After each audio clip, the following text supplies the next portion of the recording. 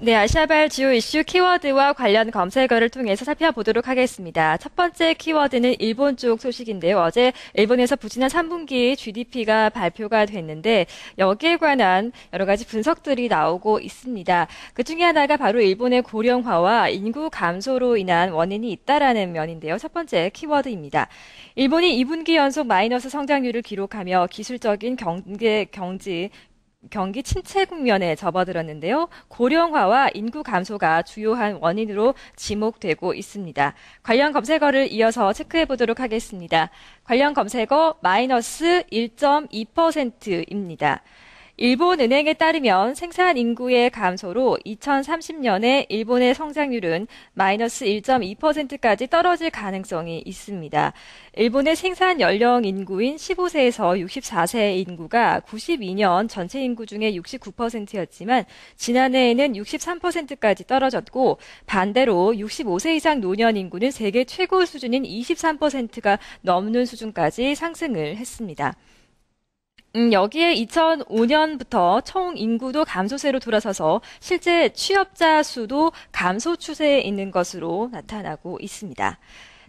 다음 관련 검색어를 이어서 체크해 보도록 하겠습니다. 이런 문제를 해결하기 위한 방안으로 경제활동 참가율이 증가해야 한다는 지적이 나오고 있습니다. 이를 해소하기 위해서는 결혼과 육아로 가정에 들어가는 여성의 경제활동 참가율을 끌어올리고 고령자의 노동 참여도를 높여야 한다고 얘기가 나오고 있습니다.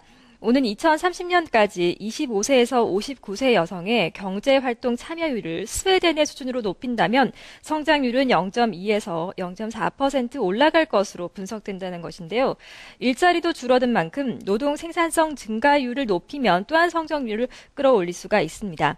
이를 극복하기 위해서는 IT를 통한 효율화, 그리고 규제 완화와 서비스의 생산성을 높이고 FTA에 적극 나서는 성장 전략이 필요하다고 전문가들은 분석하고 있습니다. 어제 중국 쪽에서 경제 지표가 한 가지 발표가 됐습니다. 11월에 신규 대출 건수가 발표가 됐는데요. 증가한 것으로 나타났습니다. 두 번째 키워드 중국 11월 신규 대출 증가입니다. 신규 대출 규모가 예상을 밑돌면서 경기 회복에 대한 기대감도 한풀 꺾였습니다. 자세한 내용을 관련 검색어를 보면서 체크해 보도록 하겠습니다. 관련 검색어 5,229억 위안입니다. 중국 인민은행에 따르면 11월 신규 위안화 대출은 5,229억 위안입니다. 이는 지난 10월보다 177억 위안 증가한 수준이긴 한데요. 시장의 예상보다는 낮은 수준이었습니다. 어제 중국 증시는 투자자의 차익 실현 매물에 중국은행의 신규 대출 규모가 기대에 미흡했다는 점이 겹치면서 하락 마감하기도 했습니다. 관련 검색어를 통해서 자세한 내용 조금 더 체크해 보도록 하겠습니다. 관련 검색어 내년 8조 위안이 올라와 있는데요. 중국의 중앙은행인 인민은행의 내년 신규 위안화 대출 목표도 올해와 같은 8조 위안을 유지할 것이라는 전망도 나오고 있습니다.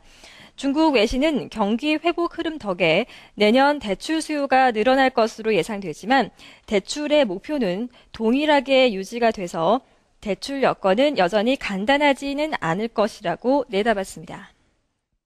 아시아발 주요 이슈 키워드와 관련 검색어로 살펴봤습니다.